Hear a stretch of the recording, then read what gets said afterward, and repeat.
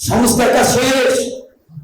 যে সংস্কার কথা অনেকগুলি কথা আগেই বলেছেন জনাব তারেক রহমান, যে 2 বারের বেশি প্রধানমন্ত্রী হতে পারবে না এক ব্যক্তি। এটা কি তারেক রহমানের সুযোগ প্রসারের চিন্তা নাই? এটা চিন্তা কিনা করেন? তারেক রহমান বলেছেন এই 16 বছর আন্দোলনে যারা শহীদ ছিল, সমন্বয় ছিল, যারা আন্দোলন করেছে, সকলকে নিয়ে জাতীয় সরকার গঠন হবে। তার মানে কি তার মনটা সাগরের মতো।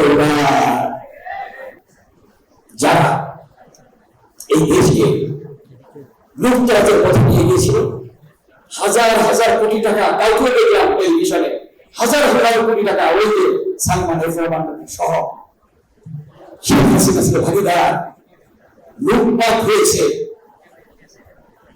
চুর ছাত্রের মাধ্যমে দেশ পরিচালিত করেছে, লুটতরাজ করেছে, টাকা পাচার করেছে। কিন্তু বিএনপি চেয়ারপারসন 3 বারের প্রধানমন্ত্রী, একজন সেক্টর কমান্ডার স্ত্রী, একজন রণাঙ্গনের বীর মুক্তিযোদ্ধা শহীদ রাষ্ট্রপতি জিয়াউর রহমান বীর দলের স্ত্রী, 3 বারের প্রধানমন্ত্রী, তিনি ন্যূনতম চিকিৎসার সুযোগ পান নাই। তিনি অসুস্থ, সারা জাতি বলেছে তার চিকিৎসা দরকার। বিনা চিকিৎসায় তাকে হত্যা করতে চেয়েছিল, কিন্তু আল্লাহর অশেষ রহমত, আল্লাহ তাআলা তাকে বাঁচিয়ে রেখেছে।